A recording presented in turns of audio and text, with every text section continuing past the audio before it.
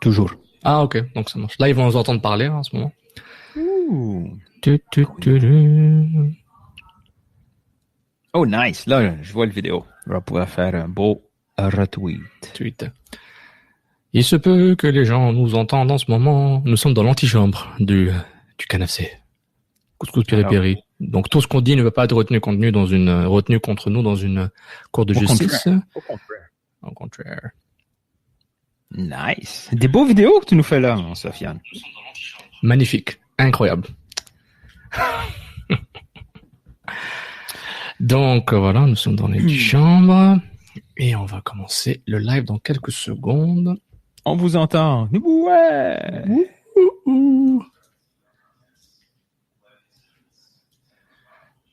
Bon, ben, on commence dans pas longtemps. On est quoi aujourd'hui? Nous sommes le 22 juillet.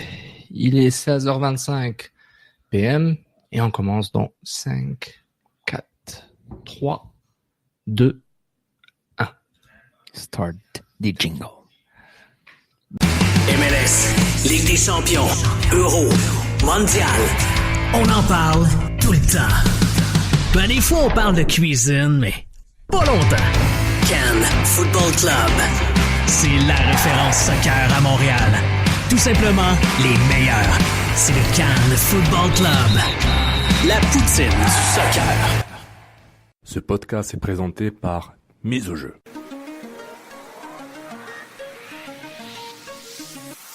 Mise au jeu. Gages-tu? Ce podcast est présenté par la microbrasserie La Force du Malte, la bière du 12e joueur.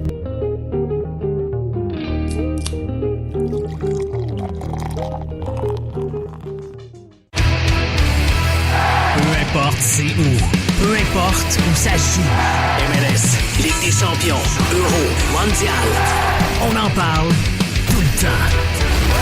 Dit comme ça fait vraiment bien, mais en vérité, on parle surtout de l'impact. Cannes Football Club, les pionniers du podcast soccer.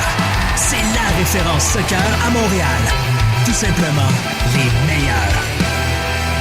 C'est le Cannes Football Club. La poutine du soccer. Bonjour tout le monde et bienvenue à un nouvel épisode du CanFC édition Couscous Piri-Piri. Bienvenue à l'édition du 22 juillet 2018, une édition toujours aussi épicée, multiethnique, socceristique, footballistique comme d'habitude. Vous me reconnaissez, c'est Sofiane Benzaza et comme d'habitude avec moi Nilton Georges. Salut Nilton. Comment ça va, Sofiane? Ça va très bien, merci. Donc, bienvenue à tout le monde. Nous sommes en direct sur Periscope en ce moment. Donc, bienvenue à tous ceux qui nous écoutent en direct. Nous sommes, suivez le compte Twitter du Cannes Football Club @CannesFootClub. Donc, merci de nous suivre sur Twitter. Continuez à nous interagir avec nous. Évidemment, si vous nous écoutez à travers notre plateforme de balado-diffusion podcast Cannes Football Club Plus, re-bienvenue. Donc, vous écoutez sur SoundCloud, sur Apple Podcast, sur Google Podcast, Stitcher et toute autre plateforme que vous utilisez. Par exemple, moi, j'utilise Pocketcast. C'est une application payante sur Android qui est excellente. Je pense aussi qu'elle est sur iOS, donc je vous la recommande. Il me sponsorise pas du tout, juste que j'aime bien. J'aime le côté tech, donc bienvenue. N'oubliez pas, si vous écoutez en ce moment en direct, faites un retweet et un like du feed sur le Twitter le Twitter du Cannes Football Club. Évidemment, Nilton va essayer de lire votre question sur Periscope parce que moi ça me tente pas. J'ai pas la technologie pour ça. Non, mon téléphone il marche pas pour Periscope voir les commentaires. Je sais pas pourquoi. Je le vais, mais je vois pas les questions, donc désolé. Et évidemment, essaye le cheat tie-dye. Cheat tie-dye, voilà. L1 triangle. L1 triangle. Donc voilà, et évidemment si vous écoutez le podcast, partagez le podcast avec tout le monde. Donc allez tout simplement dirigez-les vers votre lien de podcast que vous utilisez. L'endroit le plus facile, soundcloud.com/Cannes Football Club ou tout simplement sur Spreaker, faites une recherche Cannes Football Club. Vous allez trouver le logo losange avec les couleurs noir, bleu foncé et blanc au milieu avec les lettres du CanFC. C'est une façon de vous dire que vous êtes arrivé au bon endroit. Donc voilà, bienvenue à une nouvelle édition. C'est l'épisode, j'ai pas calculé l'épisode, c'est quoi, 305. C'est un épisode parmi d'autres de football. L'Impact a fait match nul 2 partout contre les Timbers de Portland. Un gros score et un gros résultat pour le bleu blanc noir de Rimingard. Donc Nilton, Je pense je vais commencer un peu à présenter un peu le match pour vous mettre un peu dans le bain. On va faire les évaluations et puis plus important, on va répondre à vos questions et débattre sur ce qui se passe avant le match, pendant le match, après le match et ce qui est aussi avec le mercato qui arrive, qui va arriver quand, quoi, comment, les débats et tout ce qui est 100% KNFC. Donc du côté de Portland, l'alignement c'était un 4-3-2-1 avec Atina dans les buts, Powell, Mabiala, Cassante et Zarek Valentin, qu'on connaissait, ex-Impact de Montréal, Paredes, Olum, Flores et Valérie Blanco derrière Armenteros, le Suédois Samuel Armenteros qui a une saison pas totalement dégueulasse avec Portland, il est pas mal. Du côté de un bel ajout, ouais, exactement. Et voilà, du côté de l'Impact de Montréal, un 4-3-3, Lovitz, Camacho, Fanny, Raitala devant Push. Tyder, Piet, Shamichom qui remplace Ken Kroliki, une rotation de plusieurs matchs à travers 3 matchs en 7 jours, et le 3 devant Piatti, le retour de Mancosu tel qu'entendu, et Alejandro Silva. Du côté des buts, l'Impact ouvre le score de la part de Safi Tyder sur une belle passe de Alejandro Silva à la 23e minute. Samuel Armenteros marque à la 39e sur une bourde qui n'est pas la dernière de Devin Bush. Matteo Mancosu sur une passe magnifique de Inacio Piatti à la 41e donne l'avance de 2-1 à l'Impact de Montréal, un très beau but de Matteo. Et Diego Valeri qui égalise à 65e sur une bourde de Evan Bush. On va débattre si c'était une bourde ou pas vraiment. On a le temps d'en parler. Donc, la tradition, c'est qu'on commence par les évaluations. On commence tout de suite. Saputo d'Or, le meilleur joueur du match. Stropoutine, le joueur qui a été le moins bon du côté de l'Impact. Et Gérard Darfoin, c'est le moment Fouloufoque, WTF, comme vous voulez, un moment qui vous a marqué durant le match. Évidemment, n'oubliez pas de suivre et remplir l'évaluation après match que Sid met souvent en ligne sur Twitter quelques jours après le match. Suivez Sid @Solambe, SOLAMBEY, et évidemment CanFoot Club @CanFoot Club sur Twitter pour remplir le formulaire Google. Donc on y va tout de suite pour le Saputo. Nilton, je pense qu'on aura un consensus, mais on va commencer par toi, comme t'es l'homme sage du soccer montréalais. Oui, hein. Surtout après cette semaine, oui. L'homme sage. Ben je sais pas, toi probablement tu vas nous sortir Saphir, mais l'homme du match c'est Silva. Hein, c'est clairement Silva. Ouais. Il a influencé encore le match là. C'est pas le penchant de Piatti au niveau talent, mais au niveau de la construction du jeu, il apporte une alternative. Là. C'est finalement une alternative au jeu qui penche vers la gauche beaucoup trop souvent chez l'Impact de Montréal. Là, il y a du danger sur les deux côtés. C'est pas le même, c'est exactement pas le même danger. Là, on s'entend. Là, c'est 2 types de dangers différents, mais ça fait du bien. On peut attaquer vers la droite, puis ces temps-ci, le danger arrive très, très, très souvent par la droite, là, Silva. Puis, j'ai lu pendant le match, beaucoup de gens disaient que, bon, il fallait, finalement, Silva s'était adapté à la MLS, il fallait laisser le temps, tout ça. Puis, moi, j'ai plus l'impression que c'est plus Rémi Garde qui s'est adapté à Silva parce que son utilisation d'Alendro au début de sa carrière MLS, c'était pas vraiment à point, c'était aussi par nécessité. Là. Il manquait du monde comme milieu axial et on essayait quelque chose aussi dans le temps avec le 5-3-2 avec un Silva en wingback. Ça a vraiment pas marché ce moment-là. Ça a mal marché. Ouais. Et c'est pas un hasard que les 7 derniers matchs de Silva, on aime ce qu'on voit de Silva parce que Silva a plus besoin de réfléchir, il joue à sa position naturelle. Il essaye pas des trucs qu'il est pas censé faire non plus. Il dépasse pas ses compétences. Il reste, comme on dit en langage de hockey, dans sa chaise. Là, il fait exactement ce qu'il doit faire. Si au bout de sa passe ou au bout de sa course, ça fonctionne pas, c'est pas de sa faute. C'est parce que les gars en avant ont pas compris. Là, Silva est un excellent atout. Puis tant qu'on l'utilise de cette façon-là, ça va être. Il y a 14 poumons, hein, ce gars-là, il court sans arrêt. Là. On le change. C'est pas tout le temps nécessaire de le changer, là, mais il se donne. Mais dans le poste dans lequel il joue, c'est un requis avoir 4 poumons, puis il est efficace. Surtout si tu veux jouer défensivement aussi, là. C'est ça. On avait des doutes, on avait peur par rapport à ses performances à un moment donné. C'est pas la première fois qu'on parle d'Alejandro Silva. Donc, Alejandro Silva, donc c'est un bon joueur, il joue pas il a joué en Argentine, en Uruguay, je pense aussi au Panama, à moins que je me trompe. Mais c'est pas mal comme joueur. Il est actif. Bon recrutement de Nick DeSantis, qui a bien identifié le joueur. Et puis bonne décision de Rémi Garde de le garder dans son effectif, de le prendre et de l'accepter. Ça, c'est un travail d'équipe là. Et puis il est très important. Du côté du Troupoutine, Evenbo, je pense qu'il va être unanime. Parce qu'il bizarrement il coûte le match là. Jamais on aurait cru pouvoir être en position de gagner ce match-là et on l'était. Puis par 2 fois, moi je considère qu'il a fait une erreur. La première, c'est sûr, est évidente. La deuxième aussi, là, même si on veut contester la décision, puis ça reste plus ou moins contestable, mais admettons qu'on veut contester cette décision-là de l'arbitre, jamais il aurait dû se mettre dans cette situation-là. Le joueur était là avant lui.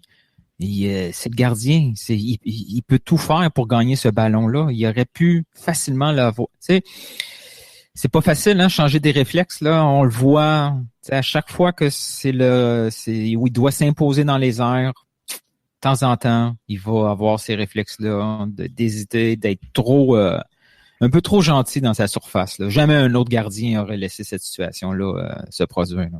Mais bon, c'est pas grave, il nous a sauvé une coupe de match avant. Non, c'est vrai, on va pas le crucifier. Ça sera pas le problème 2018 à régler, là. On en a d'autres. Ouais. Pas pour tout de suite en tout cas, mais c'est vrai, c'est un bon point par rapport à Bush. Et du côté de Gérard Danfoin, honnêtement, l'expulsion est un peu bizarre là, tout ça là, ce qu'on a compris. Rémi Garde était expulsé après l'égalisation de Valérie, mais après en après-match qui dit qu'il a peut-être mal parlé, peut-être on comprend pas son anglais, donc il avait rien dit de dégueulasse ou de méchant ou d'injurieux ou de grossier à l'arbitre. Donc l'assistant était peut-être sensible. Ouais, peut-être. Puis Sid avait amené un bon point aussi. Là, Amern Terrace avait fait le fameux signal qui est devenu populaire dans le dernier mois, là, le petit VAR sign. L'écran. Ouais, mais c'est spécifiquement écrit dans les règles de la MLS. Aucun joueur ou staff a le droit de demander ou faire des signes pour aller à la VAR. Là. C'est un jaune automatique. Puis bon, ça a été oublié. Je trouve que c'est un peu dur de en même temps. Voilà. Non. Mais Saphir a été pas mal. Parle-nous de Saphir un peu. Après, on n'est pas là. C'est pas le moment. C'est pas le moment. Mais j'entends encore tous les anti-tiders précoces. Non, tu les verras pas. Habituellement, c'est comme ça, là. Ceux qui sont très, très, très vocaux. Non, mais les gens qui sont vocaux, ça ne dérange pas. Mais ça ne dérange pas que les gens aient des opinions. Quand tu as une opinion, on peut se tromper. Comme nous, les no playoffs, on va probablement se tromper. On ne sait pas encore. Oui, tout le monde va se tromper là-dessus. Il y a personne personne a osé dire qu'on allait faire les playoffs, là, quand ça allait mal. Là. Exactement. Et j'ai vu personne encore dire qu'on allait les faire. Oui, c'est encore loin. La saison est loin d'être finie. Il faut être capable de se tromper. Tu sais, par exemple, de dire qu'on s'est trompé. Tu sais, par exemple, l'échange de ciment. Oui. Aujourd'hui, j'avoue que j'étais complètement dans les patates. Heureusement, avec l'échange d'Edwards, cet échange-là, maintenant, ou à terme, c'est un excellent échange. Raitala, on le connaissait pas. Hein?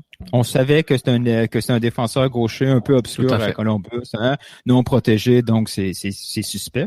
Mais là, ce qu'on a appris de Raitala, c'est que c'est un joueur polyvalent qui a pris quelques matchs, oui, à s'acclimater à sa position de défenseur central, mais il est devenu un très bon défenseur central, très... C'est sûr qu'il sera jamais un défenseur central, les meilleurs dans les best-of de chaque semaine, c'est pas grave, mais un gars comme ça, on peut l'avoir sans problème comme titulaire, puis il va pas nous coûter des matchs. Il nous a dépanné c'était l'homme dur, là, l'homme de fer en défense centrale. On sait qu'il est capable de faire aussi le travail à gauche. Là, samedi, il a fait comme il a pu son travail à droite, puis c'était pas plus mauvais qu'un Duval, on s'entend? Oui, non, mais oui, c'est clair. Et puis, là, à terme, on se retrouve avec 400 000 de TAM pour Simon, plus Raitala. Tu sais, moi, je faisais partie de ceux qui critiquaient très, très, très fort cet échange-là parce qu'entre autres, on n'avait eu aucun titulaire de bon niveau. Certain, exactement. Ou à défaut de pas avoir des titulaires, d'obtenir du GAM et du TAM comme toutes les autres équipes avaient obtenu, là, pas loin d'1 million. Là, on se retrouve avec 400 000 qui vont nous donner une flexibilité dans les prochaines semaines, plus un Raitala qui, on peut avoir confiance en lui à tout moment. Ça devient un excellent échange, là. C'est vrai. J'avais une question sur cet échange-là, on va en parler après. Mais à travers les questions et les débats, c'est intéressant. Ça nous rappelait les souvenirs des débats qu'on a eu au mois de février et mars. Du côté du public, merci d'avoir participé à l'évaluation sur Twitter comme d'habitude, même s'il faisait tard hier soir et aussi aujourd'hui, vous avez continué. Stéphane Demers, @derms25 du côté des évaluations. Sapodor Silva, le meilleur et les droits depuis MAP. Très bon point, Stéphane. C'est vrai. Silva, il a de l'impact physique, donc excellent point. Tropoutine, le Bush de 2017. Oui, c'est le retour de Bush 2017. Et Gérard Dafoin, les camps de vaseline à Bush. Donc Bush, il rafle un doublé sur cette tabulation. Simon Péloquin, Simon Péloquin, c'est Tropoutine, Sapodor Silva, Tropoutine Show Me. Invisible, Gérard Dafoin, Bush sur les 2 buts, Etienne Roy, @10Sakic, Sapodor, le grand Silva, il n'arrête jamais. Tropoutine, Bush, on tourne la page en pension prochain, il a une bonne saison. Gérard Dafoin, l'expulsion de garde, pourquoi Etienne? Meroy, @Meroy22, Sapodor Silva, pour sa première demi, avec des joueurs compétents pour recevoir ses passes, C4-1. Un autre débat, Linton. J'ai Tropoutine, Bush, Gérard Dafoin, la conversion des arbitres sur le 4e but et l'expulsion de Rémi. Un petit dernier pour la route. Allez, quelqu'un... Ça fait longtemps. Anthony Bédil, ça fait longtemps. @Dom, Dapper, Sapodor Silva, Tropoutine, Bush sur le 2e but. Il aurait dû boxer le ballon. Gérard Dafoin, rien à signaler. Donc merci tout le monde qui a participé. Wallet Normand, Étienne Pouliot, Amal Lorimier, Machi Bouzouk, Grivard, Jean @Darect XE, Nick Royer, Simon Giroud, merci tout le monde d'avoir participé. On vous lit, on lit toutes les évaluations et c'est important qu'on continue d'interagir avec nous. Join the conversation, comme ils disent. Donc, Linton, un petit rappel du classement avant de passer aux questions pour donner un peu de contexte qui se passe dans la Ligue. We're going up. It's coming home. Qu'est-ce qui s'en vient à la maison? J'ai quand même eu Saphir Tider à travers cette transaction, cette association et Blair Ring. J'étais arrivé comme ça du champ gauche dans cette conversation. Comme la passe en retrait, là. Boum. Et Blair Ring. Voilà, New England, Columbus Crew 33 points, l'Impact 28 5e, New England, comme j'avais dit, 28 au 6e classe, au 6e rang.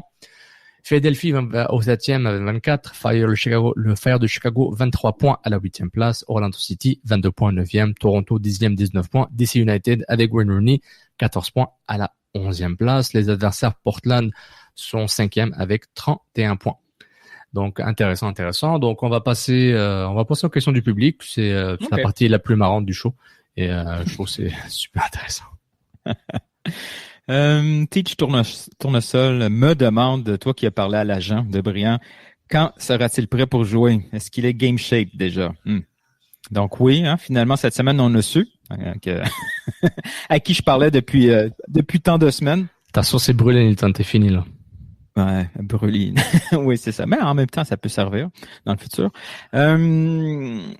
Jimmy Briand, le gros problème présentement, c'est pas un gros problème, c'est que Jimmy Briand doit arrêter son entraînement. Il est en plein camp d'entraînement. Il avait fait un match de pré-saison. Là, depuis le milieu de la semaine dernière, c'est ça, il fait plus partie du stage de préparation de chez Guingamp. Donc, c'est son processus.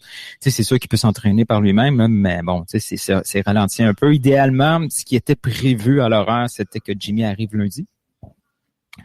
Mais là, toute la paperasse, concrètement, comment que ça se passe dans des cas de résiliation de contrat? Ça doit en France, en tout cas, tous les contrats, si tu me corriges, je suis pas tout à fait au fait de comment que ça se passe dans chaque pays, mais je crois que tous les contrats de joueurs professionnels en France sont comment je dirais ça, organisés ou en tout cas ils appartiennent à la Fédération française. Donc, dans un cas de résiliation de contrat, il faut que la Fédération française procède à ce processus-là de mettre fin au contrat. Donc, ça peut prendre un peu plus de temps de prévu. Là. Si ça avait été un transfert, là, c'est un peu plus facile. Là. C'est entre deux clubs et le processus se fait entre ces deux clubs-là. Là, présentement, c'est entre les mains de la Fédé française. Ça prend un peu plus de temps de mettre ça tout en place pour avoir les permis, tout ça, qui puisse être certain de signer avec Montréal avant. Oui. Avant ça, il doit faire tout le processus de réalisation de contrat. Donc, probablement que Jimmy Briand va arriver dans le meilleur des cas, jeudi, vendredi à Montréal, pas avant. Ouais, c'est ça. Ça ralentit le processus d'insertion dans le stade, dans l'effectif de Montréal. Là, il va falloir qu'il fasse une bonne semaine d'entraînement. On l'a vu là avec les autres clubs avant. Là, Jimmy, il pourra pas arriver comme ça dans la semaine et être tout de suite sur le banc. C'est pas le style à Rémi Garde. Il préfère toujours. Il l'a fait avec les autres là, avec les autres signatures. Avec Camacho, ça a été un peu plus long, mais c'est peut-être à cause des bobos. Ouais. Donc, si on vise une date, c'est peut-être dans le coin de DC United, là, la visite de Wayne Rooney pourrait commencer avec une petite apparition de 30 minutes comme suppléant. Là, donc, non, c'est vrai. Il y a pas de feu au lac, là. On a l'impact, voilà, quoi. Ils ont besoin de Jimmy Bryant le plus vite possible. Ouais, bon. Heureusement, là, on n'est pas dans une mauvaise séquence, là. Mancuso a même eu un petit sursaut d'énergie, là. On sait pas trop ce qui va se passer avec, mais il a fait taire tous ses détracteurs. Wow. Ah oui, c'est ça. Il avait la rage. Ah, j'ai marqué. Enfin. Il y avait au niveau de célébration, son timing n'est pas toujours à point. Hein. Quand il avait fait sa célébration lors du dernier match de Patrice Bernier, là, on s'en foutait complètement. Là, il fait une célébration. Ça fait 3 mois qu'il marque pas de but. Il fait une célébration avec la main à l'oreille. Il dit, come on, man. La question de timing, c'est pas ce qu'il y a de mieux. Donc, personne n'est contre toi. C'est juste lourd, quoi. Ouais, donc on sait pas trop ce que ça va faire. La suite pour Matteo, ça va être un peu compliqué. Là. Est-ce qu'on est vraiment obligé de parler de Matteo tout de suite? On est sur une bonne run. On était bien. On a parlé de Jimmy Bryant. Justement, en parlant de mercato, je voulais parler de l'échange ce qu'on n'avait pas parlé de l'échange de Raheem Edwards. C'est arrivé en 2 émissions. Ouais, je pense. Donc, il a été échangé chez Fire de Chicago pour $400,000 en TAM. TAM, c'est ça, Targeted Allocation Money. Donc, et on se rappelle, on avait dit, par rapport à l'échange de ciment à LAFC pour Raitala et Edwards, je me rappelle, on avait ce débat-là, on était d'accord que l'impact et les fans prient que Edwards marche. C'est lui, là, c'était la clé de l'échange, entre guillemets, parce que c'est un joueur qui comblait un poste où il y avait personne. Sylvain n'existait pas encore, était pas encore dans le radar du public, et personne d'autre à part l'impact. Et, on voulait vraiment que Edwards marche. On voulait vraiment que il joue bien, qu'il s'impose, pour que ça atténue un peu. Oui, les fans, oui aussi. Mais il y a différents niveaux. Les fans, le football, les médias, les analyses, pour dire c'est dans le morceau qui était aussi important et Raitala reste important aussi, c'était que Edwards joue bien et joue juste. Et puis on a vu qu'il y a eu plus de bas que de hauts. Il allait en zigzag. Est-ce qu'il voulait vraiment jouer à Montréal? Je sais pas. C'est un gars de Toronto, mais je doute qu'il y a eu tout ce truc. Ah, je suis Toronto, je parle pas français, je veux pas jouer à Montréal. Je pense que le gars il veut être payé, il veut jouer. Mais moi, ce que je vois surtout là dans cet échange-là, c'est que Edwards et Raitala, c'est probablement le dernier échange fait par Braz à 100%. Et que maintenant, pas seulement le recrutement hors MLS, mais à l'intérieur de la MLS, tout est signé Rémi Garde. Ouais, au début, il venait d'arriver, il comprenait pas tout, il était pas au courant de tous les dossiers. Quoique je trouve ça bizarre, là, sachant qu'il était en contact avec le club depuis le mois de juillet. Quelque chose qui a été avoué quasiment par Joe Saputo, là. Entre lignes, on a compris ça. Donc, mais lui aussi, il a dit que, il y avait eu des mauvaises expériences, tout ça, puis il voulait jamais commencer de travailler tant que le papier était pas signé, là. Il voulait pas perdre son temps parce qu'il avait eu cette situation-là. Je pense avec le Standard ou un club grec, je me souviens plus quel club, il était presque convaincu d'aller là-bas, puis il avait déjà commencé à travailler un peu. Puis on l'a senti un peu frustré par cette situation-là, puis il s'est dit non, je vais commencer à travailler quand ça va valoir la peine. T'as raison. Et visiblement, ça lui a coûté tout ce temps-là perdu. Ça a probablement coûté beaucoup de matchs en début de saison. Non, c'est vrai. C'est vrai. Et puis, mais c'est aussi la mauvaise préparation. La préparation pas assez adéquate pour commencer une saison. Est-ce qu'il visait d'être en forme maintenant, ce qui se passe en ce moment? Donc, tant mieux d'être en forme en juillet, août et septembre pour une run, ça c'est sûr. Mais on verra ce que ça va donner. Mais pour revenir pour conclure la mini-discussion sur AdWords, avoir 400 000 plus Raitala pour Ciment, c'est pas si dégueulasse que ça, sachant que pas du tout. Il voulait pas rester. Il voulait pas rester à ce salaire. T'allais pas le garder et ni lui donner une prolongation de contrat exorbitante. Donc c'est win-win. Et puis même si Simon il est chaleureux, il est gentil, il parle, quand il aime parler, il parle bien. Médiatiquement, c'est pas comme s'il passait à la télé tous les jours. C'est pas comme s'il me manque là, mais autant le football, il me manque un peu, mais il avait ses défauts, il avait ses qualités. Puis le club a fait un choix financier fort, puis tant mieux. J'arrête de radoter. Dr. Foot nous demande ben oui, ben non, nos fameux ben oui, ben non qu'on utilise de moins en moins. Est-ce que Show Me est la preuve que l'Impact de Montréal manque de profondeur à ce poste? En plus de n'avoir personne pour opposer Piet. C'est un bon point. Piet est tellement unique là, dans son profil, là, dans ce club-là. On n'entend pas parler de recrutement au poste de milieu défensif, mais s'il fallait qu'il arrive un pépin à Piet, là, on serait terriblement dans le trouble. Mais oui, vrai, pour répondre à Dr. Foot, c'est une évidence. Là. Tout le monde sait que l'Impact de Montréal doit trouver une solution à la place de Krolicki. C'est rien contre Krolicki. Krolicki a profité de l'absence de solution pour se développer lui et devenir un joueur important là, dans sa mesure du possible. Show Me ressemblait beaucoup à Krolicki dans les premiers matchs. Totalement absent. Il y a un peu plus de flair offensif, mais dans ce match-là, il n'était pas tout à fait là. La deuxième demi, c'était un solide fantôme. Il touchait à aucun ballon. Mais ça dépend. Qu'est-ce qu'on attend de lui exactement? Qu'il soit relieur, qu'il soit maintenant. C'est un projet comme tous les projets. Krolicki, il a su être plus fringant. Physiquement, il était là. Puis on lui a donné la confiance comme tu dis, par défaut, mais il a quand même su retourner la faveur au staff qu'il a vraiment bien entouré, puis ils ont fait le travail.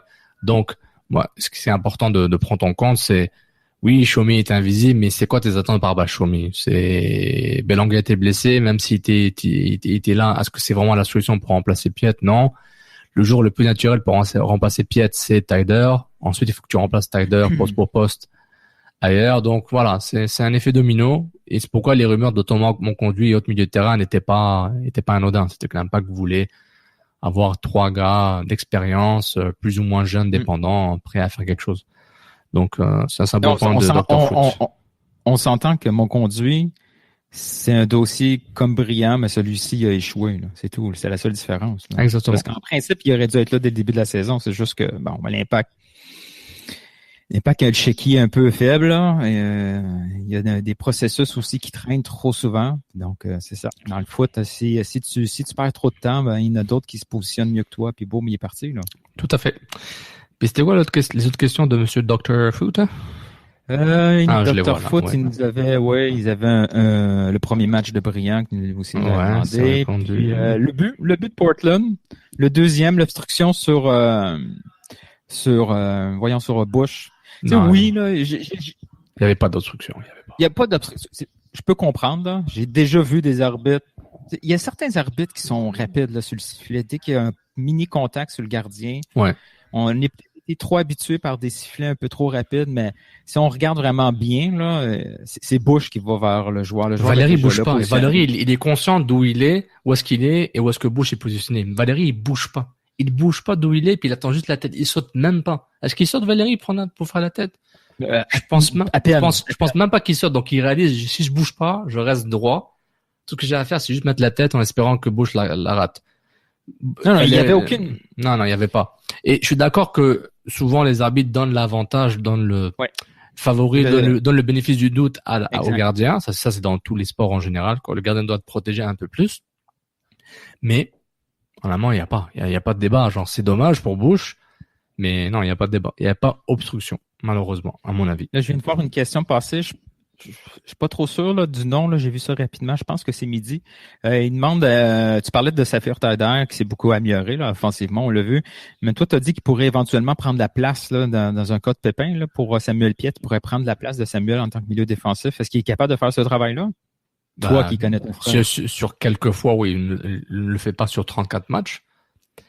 On l'a jamais vraiment vu faire le travail parce que c'était pas nécessaire, là, on s'entend. Mais il récupère quand même beaucoup de ballons. C'est un gars qui va chercher les ballons, pas comme Piet, parce que Piet, on le met dans un rôle et son l'endroit où il est sur le terrain l'oblige à faire ça parce que c'est ce qu'il veut faire, c'est ce qu'il sait faire le mieux. Taider peut le faire.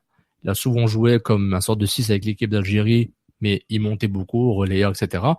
Ça dépend avec qui il jouait aussi. Même à Bologne, il jouait différemment. À l'Inter Milan, c'était un 6-8 là, dépendant avec qui jouait. Mais bon, à l'Inter Milan, ça, il y a beaucoup de joueurs qui viennent et qui arrivent et qui s'en vont de l'Inter. Mais oui, il peut le faire. Je pense qu'il peut le faire sur plusieurs matchs, mais c'est différentes Piat. Piat est tellement en forme physique et tellement clairvoyant dans ses choix défensifs. Donc, on a l'impression qu'il est un surhomme. Parce que vraiment, il en Mais là, on le voit beaucoup plus libéré là, dans ses prises de décision. Là. Oui. Ses gestes sont pas. Il n'y a pas d'hésitation. On l'avait vu ça en début de Saphir Taider. Oui, mais comme j'ai dit, il s'adapte vraiment à son équipe. Là. Il est pas là, il va pas transcender l'équipe tant que ça. C'est pas Piatti, c'est même Silva. Hein. Silva, l'équipe va bien, Silva va mieux parce que l'équipe joue mieux. Tu sais, tout le monde se positionne. Il y a des appels, il y a du mouvement autour du porteur du ballon. Il y a des options. Ça bouge. On voit la différence. Ça bouge beaucoup plus. On voit que l'entraînement marche. Puis c'est pas à force de jouer des matchs que l'équipe s'améliore. L'équipe joue des matchs, oui, mais les entraînements, il y a l'application, il y a la répétition. C'est juste la mise en place tactique, savoir où se positionner. C'est ça. Au foot, là, les gens ne réalisent pas, là. Il faut que tu te positionnes sur un terrain. Il faut que tu saches dans telle situation où est-ce que tu dois être. Le fameux triangle, 3 joueurs qui se passent la baballe. Ça, c'est un des exemples. C'est le surnombre, le décalage, que les joueurs jouent entre les lignes comme Taider le fait depuis un certain bout, que Silva, c'est appel contre appel. Je fais une course, je feinte la course pour ensuite couper vers l'axe pour recevoir une passe. Il faut que l'avant-centre soit en synchro, tout ça, ça se travaille là. C'est beaucoup de temps. Et puis il faut vraiment prendre ça en compte. C'est pourquoi quand t'avais Piatti, Drogba et Bernier, ça marchait bien parce que c'est des joueurs qui comprenaient ce genre de foot. Il est vraiment, je parle de trio là parce que c'est un trio tactiquement très intelligent. On voit à Piatti comment ça se voit que Piatti c'est un grand joueur là. En termes d'AML, là, ça c'est un grand joueur. Parce que ça passe lumineuse à Mancuso prouve qu'il a une vision du jeu. Quand il décide de faire tout seul, il le fait parce que c'est ce qu'on lui demande trop souvent, puis il le fait avec plaisir parce qu'il sait très bien le faire. Mais en termes d'intelligence tactique, c'est pourquoi quand je parle de, tu sais, en Païtalador, je suis passé à Piatti, Drogba et Bernier, c'est pour dire, c'est des joueurs qui ont une maturité tactique et une intelligence de jeu intéressante. C'est pourquoi c'est pas Pirlo, c'est pas Iniesta, mais c'est des joueurs intelligents. Et l'acquisition de Jimmy Briand rentre justement dans ce contexte-là. Ce que tu expliques, là, tu sais, Jimmy Briand, c'est pas un grand nom international, tout ça, mais Rémi Garde, c'est exactement c'est quoi qu'il va apporter à l'équipe et c'est un autre élément au collectif. J'ai hâte de voir comment Piatti va prendre une dimension peut-être différente aussi avec un Jimmy Briand. Tu sais. Peut-être que même Jimmy Briand va faire en sorte que Piatti va être encore plus dangereux là, si ça sera pas nécessairement lui là, qui va être à la finition. Tu sais, oui, il va en avoir des finitions, on s'entend. Là, c'est un avant-centre de métier. Il va savoir, il va comprendre il va faire les bons appels de balle, il va comprendre ce qui se passe autour de lui, mais il va aussi travailler beaucoup là, pour les courses de Nacho à gauche, pour Silva. Le collectif va devenir tellement plus dangereux là, avec un travail beaucoup plus intelligent là, de l'avant-centre. Là. Puis, tu sais, je veux pas attaquer Matteo, là, c'est pas le but non plus, mais là on voit que Matteo est perdu. Il est pas seulement perdu dans ses choix à la finition, mais tu sais, même dans la construction, on le voit un peu hésitant. Tu sais. Il se donne beaucoup, mais il se donne mal. C'est ça. Et puis, qui arrive, ça va peut-être prendre du temps là aussi. Et puis tu vois, tu souvent là au club là, on base trop de notre stratégie, puis des fois on n'a pas le choix parce que c'est fait comme ça là, avec la disponibilité des joueurs européens. Mais le recrutement en été là, c'est dangereux, ça peut prendre du temps. C'est oui, si on arrive en série dans le bon contexte, dans une bonne run et qu'on est capable de gagner des matchs à l'étranger, on peut avoir une certaine réussite. Mais idéalement, tu sais, ça se travaille là, c'est du long haleine là comme travail. Donc j'ai hâte de voir là. Non, c'est vrai. Et puis, c'est ce qui est important de prendre en compte, c'est que, excellent point sur Jimmy Briand qui va intégrer cette intelligence tactique des joueurs qui ont besoin d'être entourés par d'autres joueurs du même niveau ou de la même façon de penser. Et pour te rejoindre un peu sur Mancuso, c'est que, on voit la différence au niveau athlétique quand Jackson Hamel joue un bon match. Un match correct. On voit que physiquement, il est supérieur à Mancuso sur certains aspects de son jeu, parce que Mancuso, il est meilleur que Jackson Hamel sur certaines choses, ça c'est clair. Et on voit déjà que dès qu'il y a du pep physique, Jackson Hamel peut faire mal. Maintenant, il y a d'autres défauts, il y a d'autres qualités, Jackson Hamel évidemment, mais Jimmy Briand, quand il vient, c'est autre chose. C'est un bon joueur de Ligue 1, un bon joueur français, qui va faire la job. C'est un bon petit joueur qui a une belle expérience. Et puis, athlétiquement, il faut qu'il soit en forme. Dès qu'il est en forme, ça va bien se passer. Et puis, appel contre appel, intelligence. Il va jouer avec des joueurs qui il va venir dans un quatuor offensif qui a déjà un état d'esprit rempli de confiance, un état d'esprit guerrier et surtout un état d'esprit calme dans le jeu. Ils sont confiants dans ce qu'ils savent faire. Est-ce que Rémi Garde va ajuster tout ça? Je ne sais pas, pour permettre à Brillant de s'intégrer, mais il rentre pas dans une situation difficile où il est obligé de sauver la baraque, il est obligé de vraiment, voilà quoi, de tout refaire. Il vient juste dans une situation qui est beaucoup plus calme et moins délicate que mars à maintenant, que du mois de mars au mois de juin. Et là, il vient dans une situation beaucoup plus calme, beaucoup plus relaxe. Il peut vraiment prendre le temps de s'intégrer, sachant qu'il y a des attentes par rapport à lui d'être performant rapidement. Oui, puis ce qui est bien aussi avec Jimmy Brillant, c'est je sais qu'il y a eu une entrevue, je me souviens plus avec qui LP Guy parlait concernant avec Sud-Ouest, France-Ouest. Winamax Media. Winmax quoi? Je sais pas. Arrête là, ok? Arrête. Je commence à avoir un peu l'appel là, sur mon fil Twitter là. Arrête là. Bon, c'est où je voulais m'en aller. Oui, Jimmy Brillant, ce qui est très intéressant, là, le volet qui m'encourage beaucoup, c'est ses minutes de jeu. Là. Ça fait 3 saisons consécutives qu'il joue pas loin de 40 matchs. Là. Avoir un joueur que tu sais que tu peux compter sur lui à toutes les semaines en MLS, là, ça vaut de l'or, ça aussi. Ouais. Même Matteo, même quand ça allait bien, il y a eu des pépins physiques. Puis on a vu, là, ça cause un gros problème. Là, on le voit aussi en défense centrale. On les aime, nos défenseurs. Ils ont beaucoup de misère à être à 100% en santé semaine après saison. Voyons, semaine après semaine. Mais un Jimmy Brillant qui va être là, que tu peux cocher là, son nom semaine après semaine dans le 11 partant, ça n'a pas de prix. Là. Ce gars-là est un professionnel et ça va faire en sorte que une équipe qui roule avec à peu près le même 11 partant, ça a aussi une grosse différence pour le collectif, là. Ah oui, la familiarité, la chimie, l'alchimie si on veut même, et c'est important d'avoir ça, et c'est pourquoi quand t'as les bons joueurs au bon moment, avec un mercato d'hiver moins catastrophique, et avec une intégration d'un nouveau staff qui est moins rough que Joel Batz, c'est très bien intégré à la MLS avec ses gardiens, c'est tout, comme tu dis, Nilton, tout ça va ensemble, et quand ça gèle de façon logique, quand t'as un plan, on le voit. On sait que Rémi Garde avait un plan. Moi, là, tous ceux qui voulaient dégager Garde en mars, là, ou en mai, avril-mai, non, ils vont pas le dégager, là. Si Joel Saputo veut le dégager, il va le faire, mais il avait aucune raison de le faire. Laisse-lui finir la saison, laisse-lui les 2 ans, quoi, pour qu'il puisse travailler proprement. Et bon, on a fait des débats des Santis de bras, de recrutement, etc. Mais c'est important, et quand on voulait blâmer, on dit blâmez les clubs, là. Blâmez pas juste une personne, c'est tout le monde qui a mal fait son travail. Et on revient au discours de Joel Saputo, on a mal sous-estimé la ligue, etc. Des propos, je trouve, assez, je me répète, très gênant de l'entendre de la présidente. De le dire publiquement comme ça, là. Oui, mais même... Justement, il y a une question, je vais essayer de la retrouver. Ouais. Là. Il pose cette question concernant les propos de Joel Saputo. Comment il pose la question? Dans le fond, en gros, il nous demande est-ce qu'un journaliste pourrait présentement reposer la même question à Joey Saputo pour voir s'il a changé d'avis dans sa philosophie du 1 DP à 6 millions au lieu de 3 DP à 2 millions. Je suis sûr que c'est des conversations qu'ils ont eues là, dans les bureaux du Stade Saputo, et probablement il a fallu que Rémi Garde, oui, comme tu as dit, il y avait un plan. Mais avoir un plan, c'est bien beau. Là. Quand tu as un budget limité, là, c'est facile d'avoir un plan. Mais probablement que Rémi Garde a réussi à convaincre Joey Saputo qu'il fallait sortir un peu d'argent. Là. Parce que quand on va entendre le salaire de Jimmy Brillant, je suis sûr que certaines personnes vont être un peu agacées par les montants qui vont sortir. Il va pas faire moins de 1 million. Ça, juste non, on veut dire, là, c'est 1 million US minimum.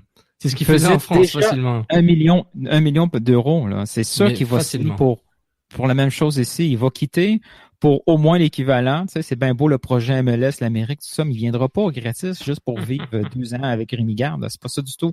Donc, avoir des bons joueurs, ça a un prix. Obtenir juste attendre des joueurs gratuits, il y a des conséquences aussi. Là, on est chanceux. On est capable d'aller chercher des joueurs Ben, peut-être pas avec Silva. Est-ce que ça a été annoncé officiellement, le montant de transfert? Mais Je ne pense pas, non. Mais il y a eu des transferts, autant pour Camacho que pour Silva, ça a coûté de l'argent dans le transfert. Mais il a fallu quand même sortir de l'argent pour les salaires. Donc, ces conversations-là, Rémi Garde, il a probablement aussi fallu convaincre autour de lui que l'argent, c'était aussi important que le staff ne pouvait pas être aussi bon s'il y avait rien à côté, s'il n'y avait pas le carnet de chèques qui suivait à côté. Mais une fois qu'on s'est entendu sur ce plan-là, c'est long à exécuter, là. L'Impact de Montréal, c'est pas la Juventus, c'est pas le Real Madrid. On peut pas faire venir le joueur comme ça par magie, là. Le réseau de contact est limité. Ça prend du temps, aller les chercher, ces joueurs-là, les convaincre. On n'est pas tout seul dans ces situations-là. Jimmy Briand, c'est sûr qu'il y avait d'autres personnes qui voulaient Jimmy Briand.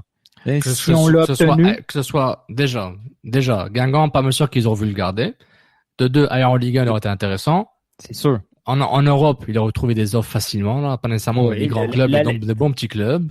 Au départ, quand il y avait les rumeurs sur Jimmy Briand, il y avait tout le temps des noms club turc, clubs turcs, mais en Turquie, l'agent de Jimmy me l'avait dit, à chaque année, il y avait un club turc qui était intéressé.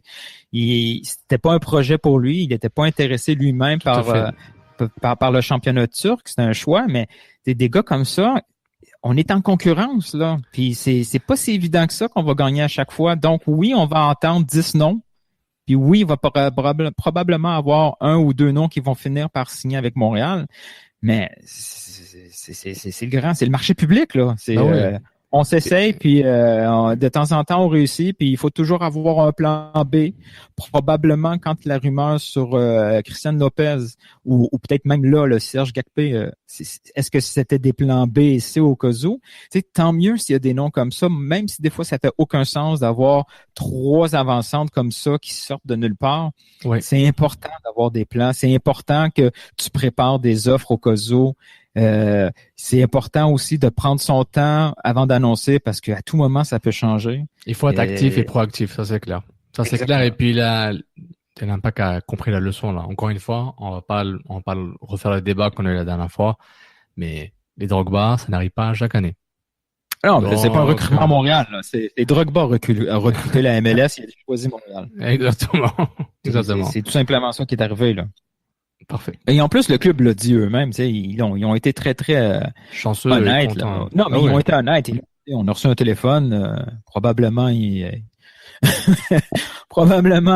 ont raccroché tout ça parce qu'ils pensaient que ça... Mais quand je dis ça, je dis pas que le club s'attend à avoir un recrutement à la Drogba à chaque 2-3 ans, mais c'est plus par rapport aux attentes qu'on a, que ce soit les fans, les médias, les analystes, etc. Tout le monde, tous les acteurs concernés.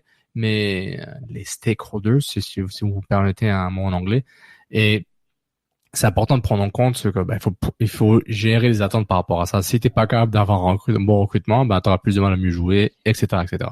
Donc c'est un effet domino comme l'effet domino positif qui se passe en ce moment avec les joueurs qui sont supposés bien jouer, jouent bien ensemble et performent et exécutent.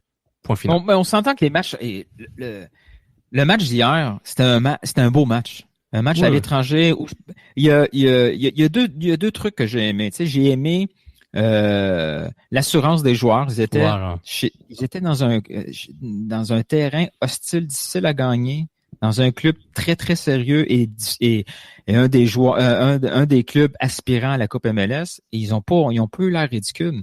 Non. Il y a 2-3 mois, ce match-là, on aurait été 4-0 à la mi-temps. Là.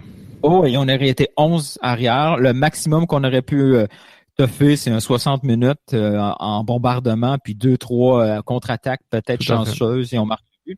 Là, c'était pas le cas du tout. On n'était pas là en mode de défense. On était là en mode pour construire.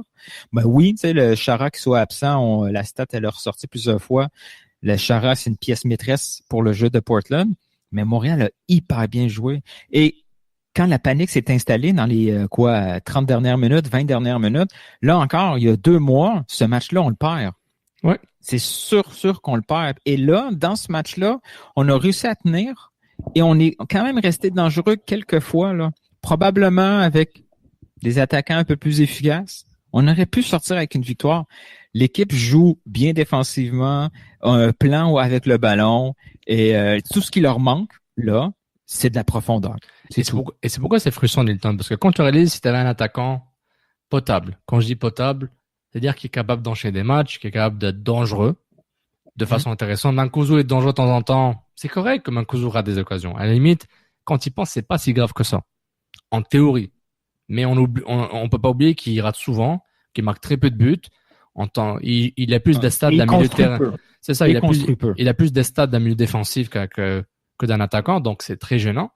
Donc, s'imagine l'Impact qui est quand même capable de construire quelque chose de positif sans un attaquant pointe sur lequel il peut s'appuyer pour influencer le jeu de façon importante, parce que Mancuso influence quand même le jeu un minimum de façon positive, sinon l'Impact ne serait pas que de jouer. Là, Mancuso fait des bonnes choses quand même, pas assez bonnes pour que l'Impact soit un club contender, si vous me permettez. Imagine s'ils avaient brillant, parce qu'on sait que le staff va chercher des joueurs qui sont compatibles avec ce qu'ils veulent faire. Donc voilà. Exact. Et voilà. Jean-Michel nous demande est-ce que Rudy Camacho pourrait devenir un fléau pour l'Impact avec ses blessures récurrentes? Là, il occupe une place internationale, un bon salaire. Sa fragilité, là, en tout cas, moi, personnellement, là, je suis. Si je l'ai souvent, oui, c'est un problème. Mais moi, je suis surpris. J'arrive pas à saisir, à expliquer ses blessures. Je veux dire, il est pas arrivé avec une historique de blessures. Là, au contraire, là, il enlignait des matchs en Belgique. Tu sais, c'est un jeune joueur. Je comprends pas. C'est bobo. Puis c'est pas des blessures, c'est pas des malchances, c'est-à-dire tu te casses une jambe ou un truc de même. Là, c'est vraiment des blessures de fatigue. Là, un mollet qui lâche là. Habituellement, c'est des signes. C'est des signes épeurants. Là, c'est manque de préparation. Là, c'est-tu le turf? Le turf prend beaucoup de responsabilités, de responsabilités trop des fois. Il est arrivé ici peut-être fatigué d'une longue saison. Est-ce que c'est ça? Oui, il a aussi comment dire, le changement. Est-ce qu'il y a trop de déplacements? Il n'est pas habitué à prendre l'avion juste pour un match un match à New York ou faire des longs voyages à Portland. C'est vrai. J'avoue que, honnêtement, en termes de ses capacités physiques, je pense qu'il faut attendre que la saison finisse pour voir c'est quoi la tendance. On voit une tendance qui est pas très bonne par rapport au but à répétition. Est-ce que, comme il était pas là pour la pré-saison en termes de conditionnement physique. Donc, il y a ça aussi. Il est pas au même diapason que les autres joueurs, mais quand même, il jouait en Belgique, donc il avait la forme de match, mais il était pas au diapason des autres.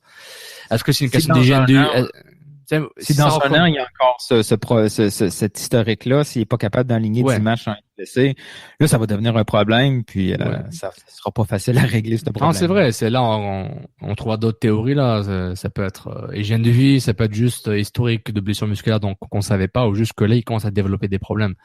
Mais voilà, je pense que c'est pas si grave que ça, là. L'Impact a d'autres problèmes, mais c'est une bonne question de notre ami. Jean-Michel, c'est ça? Ouais, Jean-Michel. Oui, exact. Anthony Bellil, une question très, très, très facile. Est-ce que l'Impact de Montréal sera en finale du championnat canadien, oui ou non? Non. Oh! Tu sens la défaite là-bas? L'Impact, avec 60% des titulaires, n'ont pas pu tuer une équipe de Vancouver qui manquait au moins 3-4 titulaires importants. Vancouver va mettre tous ses bons joueurs. Je vois pas l'Impact sortir de là. Oui, mais je vois pas Vancouver ne pas gagner à Vancouver. Ouais, mais donc si j'avais un pourcentage à mettre, là, je mettrais facilement à 60% oui, parce que je vois Montréal mettre un but là-bas. Un vrai fait fan, c'est ça que je savais. Un vrai fan. Non, sérieusement. Tu sais, oui, le match s'est terminé 1-0, mais il aurait pas dû terminer 1-0. Tu sais, on refait ce match-là. Il y a d'excellentes chances que c'est du 2-0, voire 3-0. Bon, il est trop tard là, c'est 1-0 qu'on a comme résultat, mais là-bas, à Vancouver, c'est pas impossible. Je vois, Montréal est capable, là, ces temps-ci, dans une bonne dynamique offensive, puis je les vois marquer ce but-là. Mais moi, le 0 à Montréal est très, très important. Là, je veux qu'ils aient en finale et probablement battre Toronto, mais je pense Vancouver, avec quelqu'un qui va être là, je pense que ça va faire mal. Fanny est très bon, mais ça va faire mal. Est-ce que Fanny va jouer mercredi? Est-ce que tu préfères faire jouer Fanny samedi contre Atlanta? C'est ça la question. Il y a des matchs à MLS là. L'Impact a quand même besoin de gagner des matchs, surtout à la maison. Parce qu'ils ont ils ont beaucoup de matchs à domicile, donc à un moment, qu'est-ce qu'il va faire mercredi? Mais la bonne nouvelle, c'est que Portland et Vancouver, il n'y a pas une grande distance, donc tant mieux.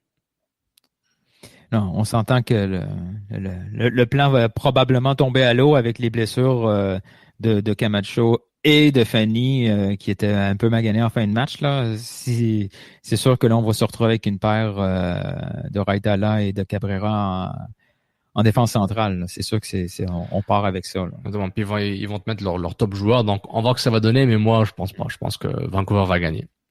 Il n'y a pas un score où Vancouver gagne que l'Impact passe. Normalement. Ah si c'est 2-1. Si c'est 2-1, l'Impact passe, c'est ça? Ouais. Donc ouais, je pense que Vancouver va gagner et va passer en finale. Damn you. Wow. Quelle analyse. Supporter IMFC nous demande, croyez-vous que les récents succès olympiques de l'équipe sont causés par les bonnes performances de Taider, Silva, Piatti, ou c'est surtout la montée en puissance de l'Impact qui permet à ces joueurs de briller? Je pense que l'un ne vient pas sans l'autre. Là. Je pense que les joueurs clés step up. Taider a l'air de mieux jouer parce qu'il joue mieux, mais pas tant que ça. C'est plus une question de positionnement et d'exécution, mais c'est Silva. Hein. Silva, il fait la différence. Même Vargas avait l'air bien à un moment. Même Vargas, il bougeait, il avait l'air plus confiant. Donc, il y avait clairement un problème de confiance dans ce club-là. C'est évident. C'est la confiance et la confiance. Il fallait absolument trouver une source. Je pense que c'est plus le succès offensif, puis je parle pas de but, mais je parle de construction. Oui. La possession de balle est beaucoup plus présente, là. Ça libère un peu plus les défenseurs, ils sont pas toujours en train de subir, sont moins stressés dans le jeu. Oui. Taider, Silva, leur explosion a fait en sorte que Piet et les défenseurs ont été moins exposés. Ils avaient moins de... En début de saison, c'était terrible. On était tout le temps dans notre victoire. L'adversaire rentrait facilement. Et puis il fallait dégager en catastrophe pour souffler un peu. Là l'équipe souffle. Là, je veux dire, on a des phases de possession de ballon très, très tranquilles où on roule le ballon d'un côté de l'autre. Les défenseurs récupèrent. Tout le monde est calme. Et puis à la base là, c'est Taider et Silva qui a apporté un peu plus ce calme-là. Puis Krolicki est venu aussi apporter son travail là-dedans. Tu sais, Piatti, lui, ça a toujours été l'élément de percussion. Là, c'est pas lui, c'est un finisher qui est à gauche. Tu sais, lui, il a pas vraiment changé. Piatti a profité de la bonne passe de l'équipe pour finalement avoir du succès offensif. Mais tu sais, oui, la défensive aussi, elle en a profité pour faire du très, très, très beau travail. Là. La présence de Fanny derrière a totalement changé c'est un équilibre. C'est un équilibre tout ça. C'est ce que tu dis, je suis d'accord, puis c'est un équilibre. C'est l'équilibre entre comment mieux défendre, prendre moins de buts, et comment être efficace dans la construction du jeu sans être un peu fade et être prévisible. Et sans être stérile. Et c'est ça qui est arrivé. Dans le sens, dès que Taider a commencé à monter de façon intelligente, Piet l'a mieux couvert, c'est Silva, là, le fait que Silva joue bien, c'était un gros morceau, là, parce qu'avant, quand Silva était approximatif, c'était très frustrant. Et ça vient aussi avec les latéraux. Lovitz, quand il monte, il fait mal. Duval, avant qu'il se blesse, c'était pas mauvais. Petrasso, j'ai encore mes doutes. Donc oui, mais l'équilibre est là. Puis Bush n'est pas obligé de faire 15 arrêts pour que l'Impact ait une chance. Et même quand le Bush faisait 15 arrêts miraculeux, l'Impact se permettait quand même de perdre 4-1, 4-2. Donc ouais. Oli Hull nous demande, doit-on faire souffler le trio Piet, Silva, Taider, voire Piatti en vue du match d'Atlanta? Ou on va all-in championnat canadien? Vraiment, je sais pas. C'est dur, hein? Parce que c'est dur, puis c'est tout le monde a le même calendrier, donc c'est très difficile. Je ne vois pas comment, honnêtement. C'est difficile. Moi, je pensais que le match à Portland, on allait avoir une équipe un peu moins forte. Ouais. Mais ils ont mis les titulaires. Ils ont mis l'équipe la plus forte qui existe. Ouais, là, exact. Mais je pense qu'ils vont aller encore à fond. Ils vont essayer de gagner les deux matchs. Parce que ils peuvent se reposer contre DC United, donc ouais, et en même temps, tu sais, tu peux réagir en cours de match, là. Je veux dire, si tu marques un but rapidement, tes éléments offensifs, tu peux les sortir un peu plus rapidement aussi. Si tu vois que le match est perdu, tu peux les retirer un peu. Mais Vancouver se retrouve avec le même problème. Le match d'Atlanta à Montréal, il va être un peu tricky, là. Ils vont pas vouloir prendre une volée contre Atlanta à Montréal. Ça pourrait vraiment nuire au mental. Ouais. C'est pour ça que je pense que Rémi Garde, il va y aller à fond pour les 2 matchs. Puis finalement, ça va être les blessures qui vont décider qui va avoir du repos ou pas, là. Mais c'est vraiment dommage de pas avoir cette profondeur-là. Mm-hmm. C'est aux joueurs qui sont là en place d'en profiter. Tu sais, un gars comme Chouanière qui en profite, là, qui soit libéré, puis qui les peu de minutes qui joue, ben qui se donne à fond. Show Me, c'est il a un peu manqué son occasion. Il va avoir Petrasso s'il est en forme, mais il va avoir sa chance. Si Jackson Hamel, il faut qu'il profite aussi de cette situation-là de Vancouver. C'est sa dernière chance, là, probablement, là, parce qu'une fois que Jimmy Briand va arriver, ces minutes vont être minuscules parce que j'ai encore beaucoup de difficultés à croire que Mancuso va partir cette saison. Là. C'est impossible. Il y a un contrat à moins de le convaincre. Si jamais on se débarrasse entre guillemets de lui, ça va être grâce à lui parce qu'il va vouloir lui-même retourner en Italie, il va résilier son contrat, un truc du genre. Sinon, il partira pas. Il va être le héros des playoffs. Mancuso va être le héros des playoffs. Wow.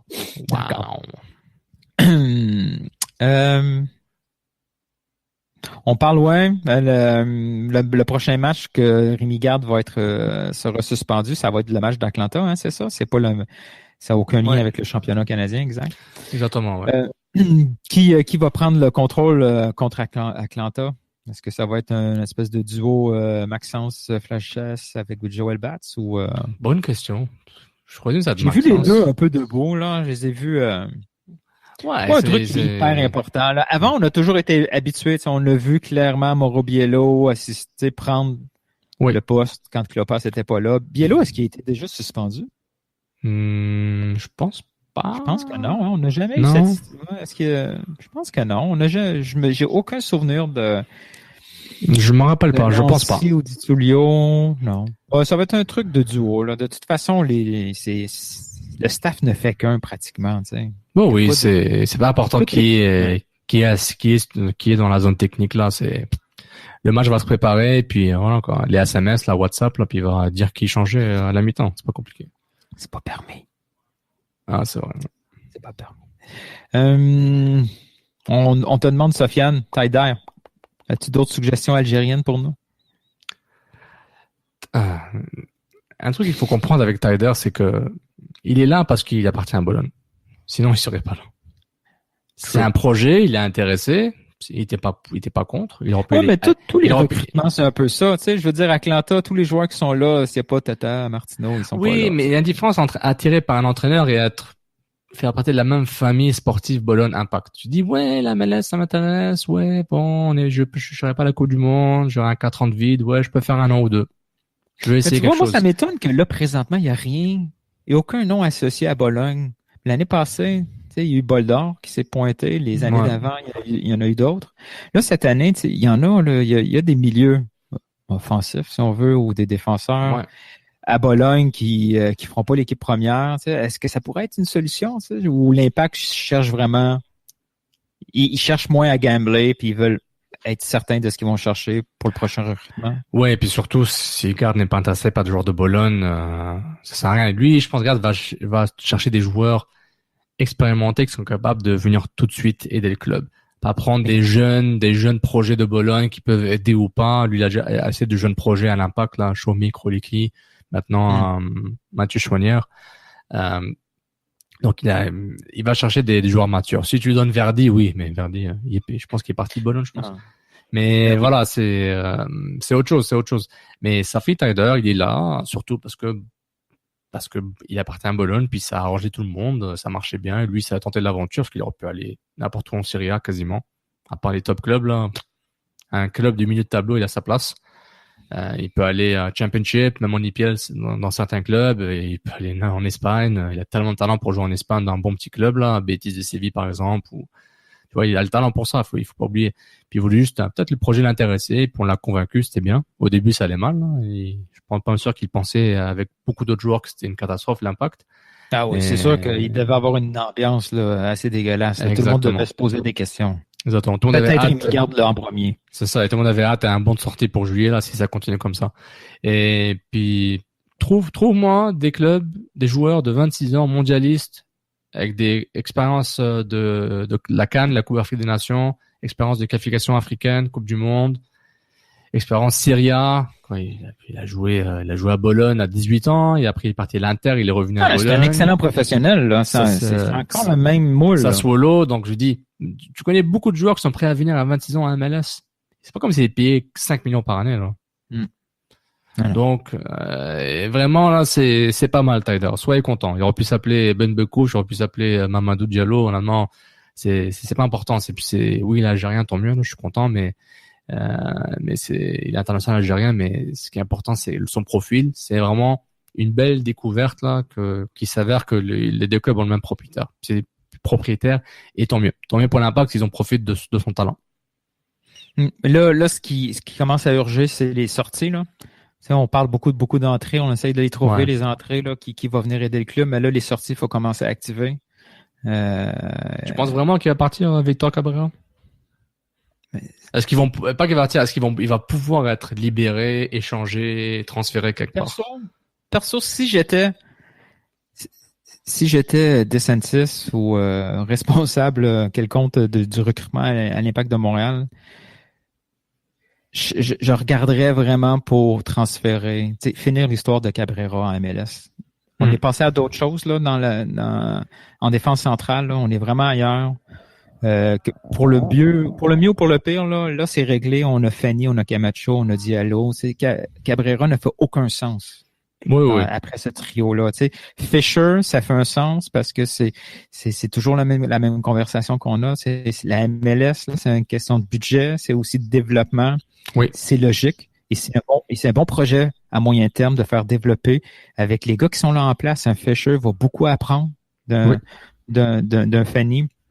Je le vois éventuellement pour et de Diallo, il va pouvoir donner des bonnes minutes. Et si possible, dans 2-3 ans, il va devenir un titulaire. Il faut les développer, là, les titulaires. Faut pas juste aller les acquérir ailleurs, ça coûte cher. D'accord. Si on est capable. Il y a un bon fond, on sait jamais. Il y a du potentiel, c'est limité. Là. Il sera jamais celui qui va construire. Mais je pourrais voir en lui quelqu'un qui va défaire des attaques puis qui a une présence physique. C'est pas un gros joueur, mais il joue gros, il est courageux, il est agressif. Faut juste être capable de le doser. Donc, après ça, à quoi il sert Victor Cabrera? Si Victor Cabrera si on était capable d'avoir des green cards comme ça sans problème, c'est parfait, mais si on trouve aucun acheteur en MLS, puis c'est compliqué parce qu'en plein milieu de saison, échanger un international, c'est compliqué, mais avec Edwards, ils ont réussi. Mais récupérer un peu d'argent qu'on a déjà fait avec lui, à la limite, si t'es pas capable tout de suite, prête-le avec une option d'achat. Victor, je vois pas la logique de le garder. Là. Oh oui, avec la nouvelle, le nouveau staff là, dès qu'on a vu les Fanny arriver à gogo comme t'as dit, Newton. Et sincèrement, là, tu sais. C'est dommage pour lui, je l'aime bien, mais c'est pas grave. C'est un juste bon le joueur. Contexte de l'équipe. Là. Moi, je trouve que c'est un bon petit joueur, mais oui, le contexte a changé. À la limite, ça peut être une bonne solution pour Cincinnati. Là. Cincinnati s'en vient, ça peut être un échange. Tu peux l'échanger tout de suite, tu peux le prêter à Cincinnati. Tu sais, il en existe là, des solutions comme ça. C'est vrai. Et l'autre joueur, que si j'étais responsable, et je sais que là, les gens, tout le monde connaît mon opinion sur Vargas, là, mais lui aussi, c'est la même. Lui, il faut s'organiser pour perdre le moins d'argent possible dans ce projet-là. On a déjà payé beaucoup trop cher. C'est une ancienne philosophie, c'est un ancien gamble, c'est peut-être des anciens contacts qui nous ont permis ça. C'est une ancienne façon de faire avec le FC Montréal. Là, on était pris avec lui en début de saison, on l'a payé, il faut aussi bien le faire. On avait besoin d'éléments, c'était un bon pari. Tu sais. On l'a vu, là, ce pari-là, il faut jamais payer. Ce qu'on voit de Vargas, ça va être tout le temps ça. Je vois aucune amélioration au niveau physique, Je le vois, il n'y a aucune amélioration. Il n'est pas capable d'aligner des minutes. Il y a tout le temps des petits pépins à gauche, à droite.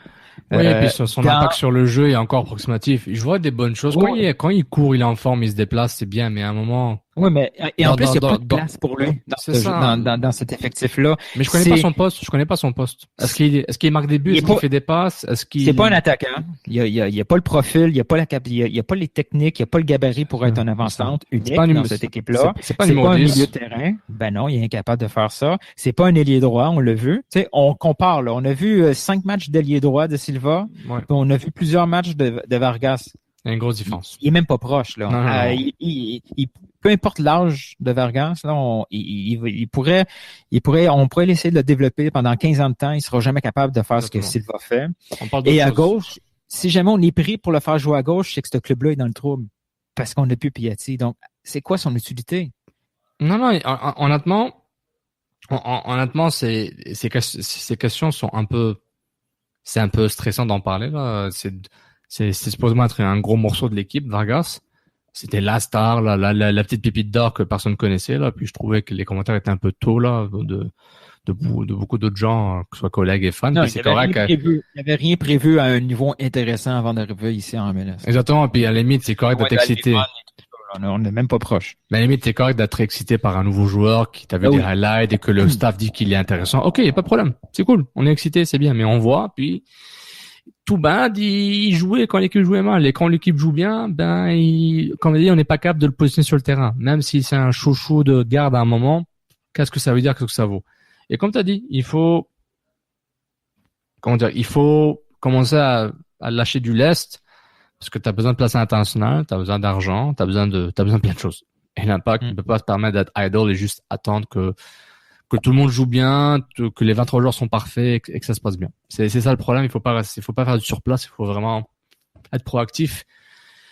Et puis déjà, voir si Bryant peut déjà venir maintenant. Il y a une place maintenant. Avec Donadel qui est parti, il y a une place pour Jimmy Bryant normalement. Non, c'est Cabrera, c'est Cabrera, ouais. C'est ça. Il y a toujours pas de place, non. Faut trouver un bobo. Voilà. Faut trouver un bobo. Ben, je pense qu'on a fait le tour, là. On a fait le tour, excellent. Donc ça se passe bien. Donc merci tout le monde d'avoir écouté et merci à notre sponsor La Forge du Malte qui nous sponsorise pour nos podcasts. Merci beaucoup à toute l'équipe de La Forge du Malte. J'ai essayé la bière à la Grand Blanche, elle était excellente, une bière belge. Donc un grand bonjour à Eric Chenois. Et puis merci beaucoup d'être avec nous. Si vous êtes en direct avec nous, merci d'avoir été sur Periscope pour être aussi patient avec nous. Et évidemment, le plus important, c'est les podcasts. soundcloud.com/CanFootballClub sur toutes les applications podcast de balado-diffusion, iTunes, Apple Podcast, Google Podcast, Teacher, Acast, Cast FM, tout ce que vous utilisez pour écouter les podcasts. Tapez Can Football Club Plus. Cliquez sur l'émission qui a le joli logo losange noir bleu avec Can FC en blanc. Ouais, puis moi, vas-y. Moi, personnellement, j'ai eu une drôle de semaine. Mais sans revenir sur la semaine en tant que telle, je voudrais juste remercier les gens. J'ai eu une dose d'amour qui était assez incroyable cette semaine, là. Ça a été, trop souvent, j'ai été pris dans des tempêtes, là. Après coup, je voyais qu'il y avait une tempête autour de moi. J'avais même pas besoin trop d'intervenir, là. Mais tu sais, le but du jeu là-dedans, c'est pas de savoir qui a raison, qui a tort, là. On s'en fout, là. T'sais, je le dis souvent, puis des fois ça choque un peu les gens. Puis c'est normal parce qu'il y en a que c'est leur métier. C'est juste du foot, là. On s'en fout. Ouais. Mais ça change pas le fait que si certains sites pouvaient quoter le fait que c'est toi qui as la fonction Bryant depuis le début. Je parle de l'écrit, là. Les gens sur Twitter l'ont dit, un client des collègues, mais moi, personnellement, là, je l'ai jamais revendiqué. Tu sais, je trouvais ça des fois un peu drôle. La seule fois où j'ai réagi, c'était avec un petit gif quand j'avais vu l'émission de l'Impact cette semaine à TVA Sport. Tu sais, puis je le dis en toute honnêteté, tu sais, Vincent Détouche et moi, on s'est parlé. Puis il y avait aucune animosité entre nous deux, là. Si on voulait juste, tu sais, moi j'avais trouvé ça drôle parce que tout le monde autour de moi disait franchement les médias locaux. Mais tu sais, il faut comprendre, ça va vite, là. Tu sais, pour expliquer comment que ça se passe, là, les médias, ils sont pas obligés de nous suivre et de voir à la minute près qui parle de quoi en premier. Tu sais, c'est pas super important, là. Mais tu sais, oui, je trouve ça le fun. le support des gens. Je trouve ça super intéressant. Depuis quelques semaines, on a une belle reconnaissance, toute la famille de CanFC. Mais tu sais, juste garder ça amical. On peut se poser des questions, on peut discuter, on peut être en désaccord. Oui. On n'est pas obligé de s'insulter, on n'est pas obligé d'insinuer des trucs. Des fois, les gens vont lire. Moi, ce que j'ai découvert personnellement, c'est que des fois, il y a des gens qui vont lire avec un filtre déjà préétabli. La lecture, il manque le ton, il manque la volonté de ce qui veut être dit. Je suis toujours ouvert à la discussion, en privé ou en public, là, ça me dérange pas. Je revendique absolument rien. Je veux absolument même pas devenir journaliste. Je m'en fous. Je vis déjà très bien.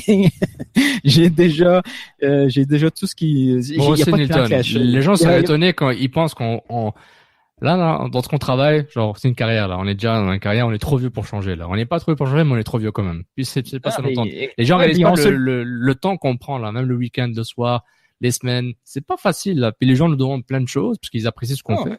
Puis c'est pas évident. Puis on le fait. Mais on le fait parce qu'on aime ça. C'est la passion. C'est pas forcé, là. Oui, exact. Tu sais, très souvent, tu sais, j'ai des amis qui me font des blagues avec, tu vas avoir un appel de tel poste, pour aller travailler là. Et puis honnêtement, je leur dis, si quelqu'un m'appelle pour être régulier, je suis même pas sûr, presque sûr que je dirais non parce que ça m'intéresse pas, là. J'aime exactement la plateforme qu'on utilise là. On est libre. On peut arrêter à tout moment. Il n'y a pas de stress. On n'aime pas quelque chose, on peut le dire. Ces gars et ces filles, ils sont limités. S'il y a quelque chose qu'ils aiment pas ou quelque chose qu'ils voient, puis ils peuvent pas tout dire. Moi, j'aime pas Vargas depuis la première jour, depuis le match de Vegas, je le dis. Je me fais niaiser, c'est pas grave. Je peux avoir l'air fou dans certaines prises de position, puis c'est pas plus grave que ça. Puis, mais moi, je suis un peu déçu. J'ai pas reçu des excuses pour Tyder. J'ai pas encore des. À tous les buts. Mais moi, c'est drôle. Non, j'ai reçu de la reconnaissance, mais j'ai pas eu d'excuses. Oh, mais les gens ont de la peine pour moi quand Tyder marque un but. C'est vrai. Ah, merde, il va se prendre Sofiane pendant. Pauvre gars. Mais c'est vrai que, normalement, Twitter, quand il n'y a pas de ton, c'est pas facile. Vous voyez qu'on interagit souvent avec vous, que ce soit Alec, Lopo, Sid, Sofiane, moi, etc. Tout le monde du CanFC, Borat, mais Michael Miller, tout le monde du CanFC. Là, j'oublie, là, Monsieur Foot de Foot, qui interagit beaucoup. Donc, si vous continuez une discussion avec lui, soyez sûr que vous allez la finir, parce que lui, il va la finir pour vous.